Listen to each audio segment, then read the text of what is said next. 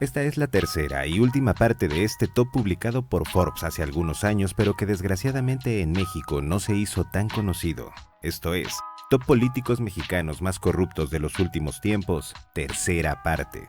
Javier Duarte de Ochoa dejó a Veracruz hundido en la pobreza, corrupción e inseguridad, con una deuda impagable.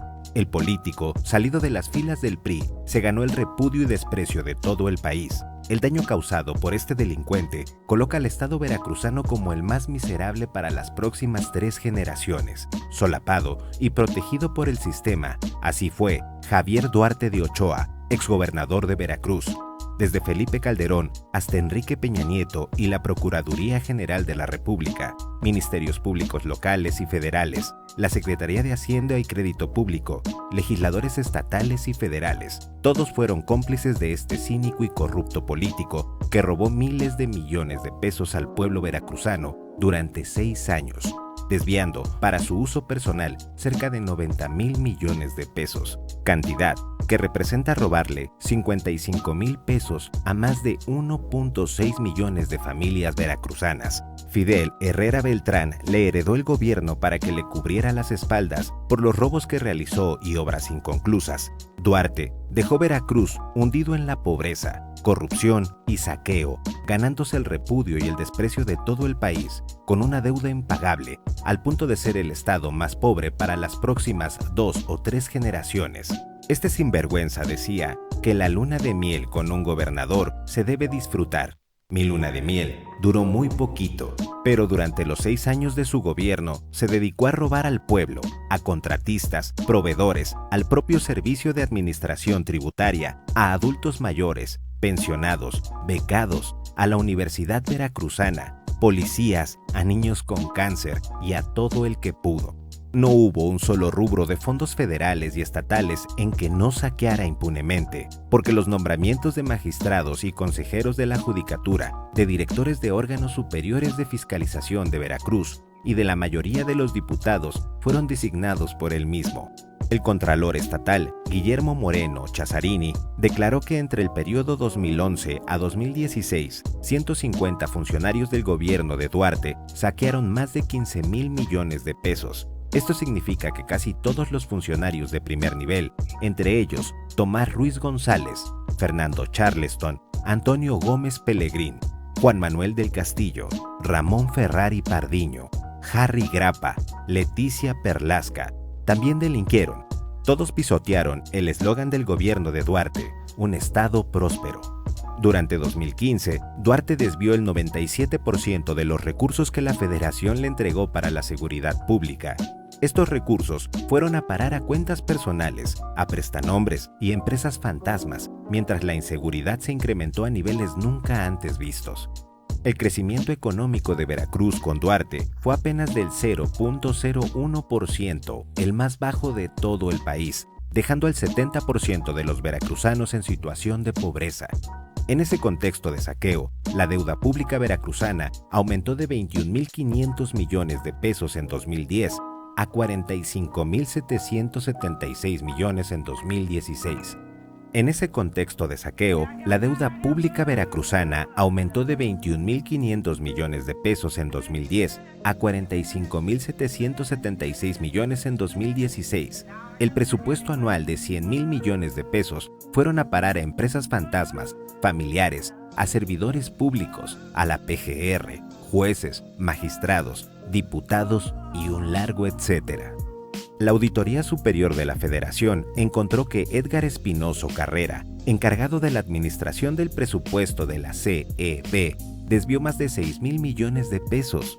Arturo Bermúdez Zurita, exsecretario de Seguridad Pública, confirmó que Karime Macías y su prima hermana, Brenda Tubilla Macías, eran el cerebro de las operaciones ilícitas de Javier Duarte. Estas señoras robaron miles de millones de pesos para enriquecimiento personal y de sus familias, pero gozan de impunidad, burlándose de la justicia y del pueblo veracruzano. Karime Macías manipulaba a su antojo y en beneficio personal a los funcionarios estatales.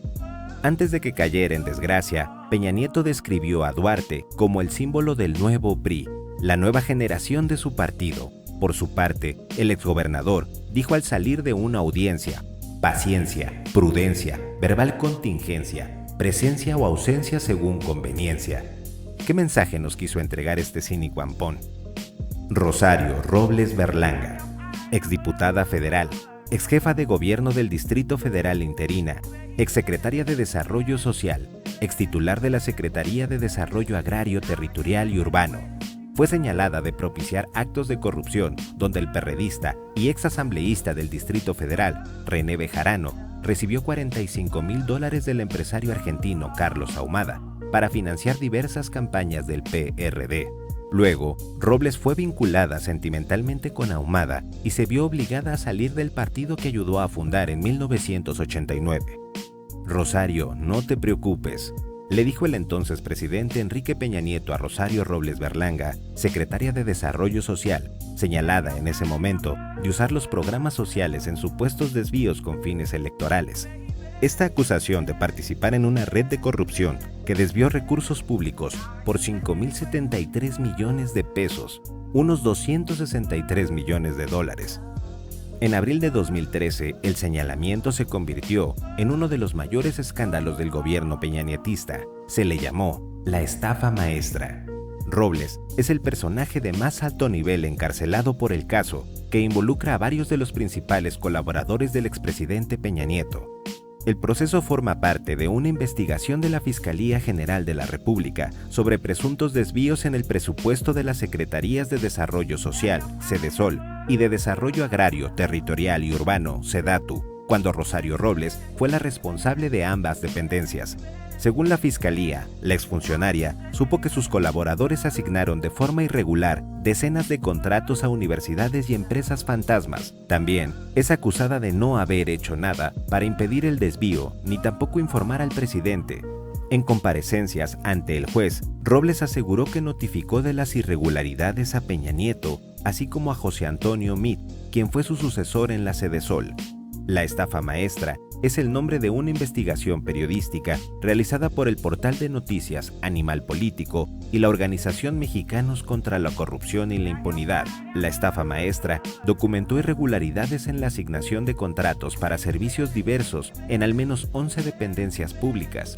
Además de Sedesol, en la supuesta red de corrupción están involucradas la Secretaría de Comunicaciones y Transportes, el Banco Nacional de Obras y Petróleos Mexicanos, entre otras. En algunos casos, los contratos no se cumplieron o el presupuesto que se asignó era superior al costo real. La investigación también estableció el uso de algunas universidades públicas para desviar recursos fiscales. Las instituciones eran contratadas para hacer estudios e investigaciones que no se realizaban o se cobraban más dinero del costo real por el servicio. Andrés Granier Melo. Cuando Andrés Granier rindió protesta como gobernador de Tabasco, el 31 de diciembre de 2006, prometió un cambio y ayudar a los más necesitados. Granier recibió el poder de manos del priista Manuel Andrade, quien le dejó una deuda por 450 millones de pesos, que en 6 años creció a más de 17,737 millones de pesos, a lo que se suman pasivos bancarios y supuestos desvíos de recursos que dan un total de 23,000 millones de pesos, según Arturo Núñez del PRD. Granier vivió rodeado de lujos y seguridad en la residencia oficial de la Quinta Grijalva, en la que se llegaron a gastar 35 millones de pesos en un año. Familiares y amigos de Granier usaron 19 camionetas blindadas. Además, en el inmueble se erogaban un promedio de 1 millón de pesos mensuales para emplear a 160 personas entre servidumbre y personal de seguridad. Llegó a gastar más de 250,000 pesos en un banquete para 8 miembros de su familia. La ley estatal establece que todos los burócratas deben recibir 85 días de salario como aguinaldo, pero Granier fue demasiado generoso con el mismo y recibió por este concepto 411,000 pesos, una suma superior a la del entonces presidente Felipe Calderón, que fue de 360,752 pesos. Fabiancito, hijo del exgobernador, adquirió el hotel El Pueblito, ubicado en la zona hotelera de Cancún, Quintana Roo, por una suma superior a los 50 millones de dólares. También se dijo que el Junior habría comprado varios terrenos en la Riviera Maya y hasta un yate. Mariana Granier Calles, también hija de Granier, fue investigada por depósitos millonarios irregulares por 3,000 millones de pesos. César Duarte. 2 ocasiones diputado federal, expresidente de la Cámara de Diputados y exgobernador de Chihuahua, prófugo de la justicia, fue detenido en Florida. Su caso acumuló por lo menos 100 investigaciones. Sus delitos involucran a personas cercanas a Duarte como su esposa, hijos, políticos de distintos partidos políticos, un obispo, medios de comunicación, empresarios, notarios y exfuncionarios de Chihuahua y de otros estados.